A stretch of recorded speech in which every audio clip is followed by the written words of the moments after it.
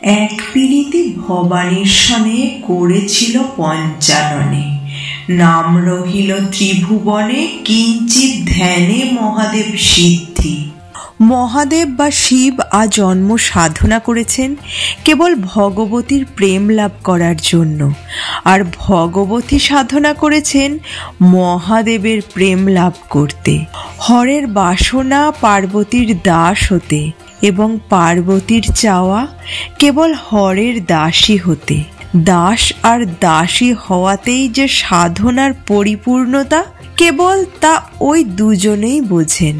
কুমার সম্ভব কাব্যে আমরা দেখতে পাই তার প্রতি পার্বতীর প্রেমের পরীক্ষা নেবার জন্য এক ব্রাহ্মণের বেশে আসেন এবং পার্বতীর প্রেমের কাছে নিজে পরাজিত হয়ে স্বয়ং মহাদেব বলেন, হে অবনত কলেবরে, আজি অবধি আমি তোমার দাস, তুমি তপস্যা স্বরূপ মূল্য দ্বারা আমাকে ক্রয় করিয়াছ। বাকিরা কত কিছু যে চায় তার ইয়ত্তা নেই। মদন ভস্মের পর দাস দাসী হওয়ার পথে অগ্রসর হওয়ার সুযোগ তৈরি হয়। শুরু হয় মহাদেব ও পার্বতীর অপার্থিব সঙ্গম। সেই সঙ্গমের ফলে জগৎব্যাপী অদ্বৈতের নীললোহিত জ্যোতি ছড়িয়ে পড়ে। বিন্দু আর বিসর্গ মিলে গিয়ে হংস মিথুন হয়ে লীলা করে, আর সেই লীলায় সোহং ধ্বনিত হয় বারবার। রসিকজন কেবল বুঝতে পারে হংস মিথুন লীলা করে যে মহানন্দে শব্দ সোহং নির্গত করেন তা আসলে ওঙ্কার ধ্বনি মাত্র। তাদের লিঙ্গজনের মন্থনেই সেই অনাদির আদি নাদ ওঙ্কারের উদ্ভব। কেননা হংস আসলে সোহং, আর সোহং হলো ওং। মিলনান্দে যে শব্দ ওং ধ্বনিত হয় তাই জগতের অদ্বৈত বর্ণ নীলরহিত রূপে দেখা যায়। ওং সকল বর্ণের অতীত হলেও এই জগতে নীললোহিত হয়েই হাজির হয়। শক্তি স্ফুরণে লোহিত এবং প্রজ্ঞা প্রকাশের নীল মিলিত নীলরহিত রূপে প্রকাশিত হয় ও জগতে মহামিলনের বার্তা দেয়। অর্ধেক গৌরীদেহ কস্তুরী চন্দন বিলোপিত, অপর অর্ধেক হরদেশে শ্মশান ভস্মের বিলেপন। নীললোহিত হংস মিথুনের আলাপ দ্বারা একে বুঝে নিলেই হবে। বঙ্গে অঞ্চলের অর্ধনারীশ্বরের তর্কটা এক দেহে লীন হওয়ার খেলা মাত্র। শিব ও পার্বতীর ভালোবাসা এতখানি যে এরা এক দেহ এক প্রাণ হতে পারে, আর হবে নাই বা কেন। জগতের সার্বিক কল্যাণ করতে দুজনে কাজ করে যাচ্ছে। এমন যাদের মানসিকতা, তাদের হয়তো মিলতে বাধা নেই। আদতে দুই রূপে দুজনে এক ও অভিন্ন। তাই তো শিব বলেন, দায় কেন আমার একার, আমি সিধা হিমালয়ের শৈল শিখরে হিমে বসে থাকা ছাড়া আপাতত আমার অন্য কোনো কাজ নাই। বরফের অগ্নি দিয়ে খই ভাজবো শিবানী তোমার সঙ্গে। আমার তোমার সঙ্গে বীর্যবান ভালোবাসা হবে, কোথাও কোনো আদায় নেই।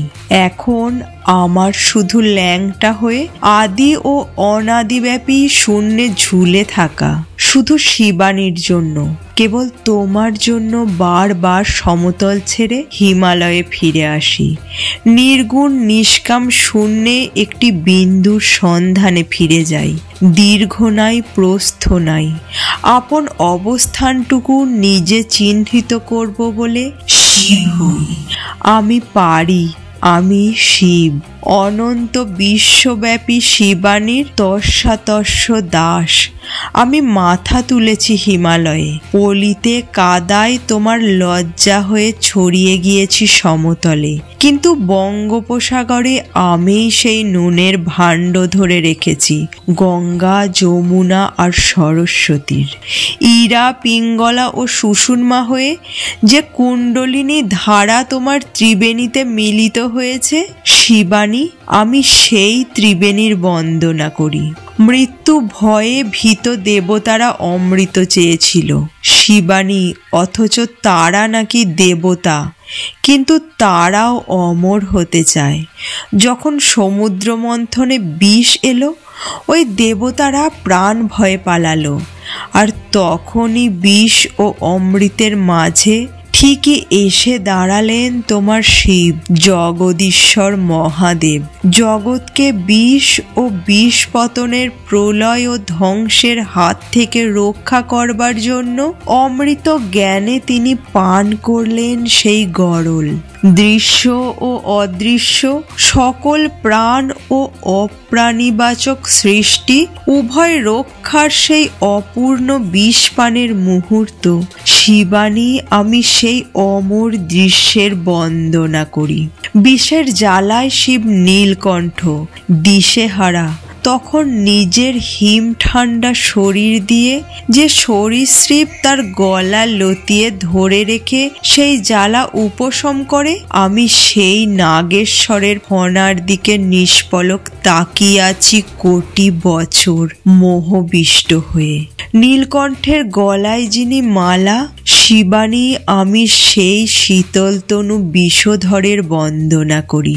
জ্যান্ত মরা হয়েও মহাদেব সাধুর মতো পোশাক পরল না শিবানী, বরং গায়ে মাখল ছাই আর হয়ে রইল দিগম্বর। বৈদিক পুরোহিতগণ তার হাতে ত্রিশূল আর পরনে বাঘ ছাল তুলে দেবার আগের যে দিগবসন মুহূর্ত, সেই আপাদমস্তক নগ্নতার আমি বন্দনা করি।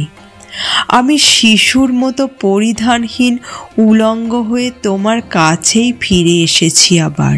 শিবানী, কি আছে আমার কাব্য ছাড়া?